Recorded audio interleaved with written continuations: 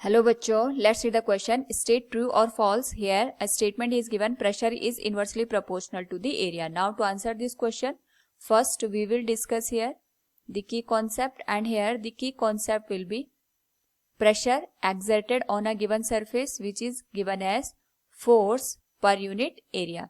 Now यहाँ पे अगर हम बात करें the relation between pressure and area, तो हम वैसे फॉर्मूले से भी देख सकते हैं कि हमारे पास जो प्रेशर है और जो एरिया है दोनों एक दूसरे के इन्वर्सली प्रोपोर्शन में. इसको हम इस तरीके से अंडरस्टैंड कर सकते हैं कि सपोज हमारे पास कोई सरफेस है, हमने इस पे यहाँ पे फोर्स अप्लाई किया, तो जितना कम हमारे पास यहाँ पे सरफेस होता है, अगर हम यहाँ पे फोर्स अप्लाई करते हैं तो उसके करस्पॉन्डिंग जो सरफेस होती है उस पे उतना ज्यादा प्रेशर क्रिएट होता है. जैसे अगर हम बात करें यहाँ पे शार्प नाइफ की, तो जो नाइफ होता है हमारे पास, उसका अगर हम यहाँ पे एरिया कम कर देते हैं, उसको शार्प रखते हैं, तो उसका एरिया कम हो जाता है.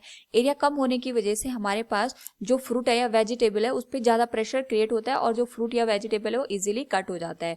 और इसके अपोजिट अगर हम यहाँ पे एरिया को इंक्रीज कर देते हैं तो हमारे पास जो प्रेशर का अमाउंट हो जाता है वो डिक्रीज हो जाता है. जैसे हम बैग स्ट्रिप्स की बात करते हैं तो उनको हम यहाँ पे ब्रॉड रखते हैं. ब्रॉड इसलिए रखते हैं ताकि हमारे पास जो क्रॉस सेक्शनल एरिया है उस पर्टिकुलर केस में वो इंक्रीज हो जाए. और अगर एरिया बढ़ेगा तो हमारे पास जो शोल्डर्स है जहाँ पे हमने बैग को हैंग किया होता है वहां पे कम प्रेशर क्रिएट होता है. सो अगर हम यहाँ पे देखें तो अगर एरिया कम हो रहा है तो प्रेशर बढ़ जा रहा है, और अगर एरिया बढ़ता है तो प्रेशर का अमाउंट कम हो जाता है. यानी दोनों एक दूसरे के इनवर्सली प्रोपोर्शन में. So we can say pressure is inversely proportional to the area. It is a true statement. Hope all you understood it. Thank you and best of luck.